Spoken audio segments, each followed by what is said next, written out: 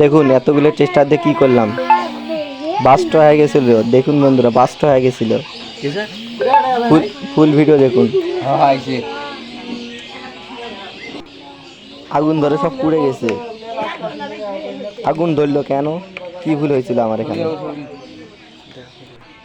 চ্যানেলটা একটু সাবস্ক্রাইব করে পাশে থাকেন এইরকম ভিডিও পেতে, আমার চ্যানেলটার সঙ্গে থাকবেন।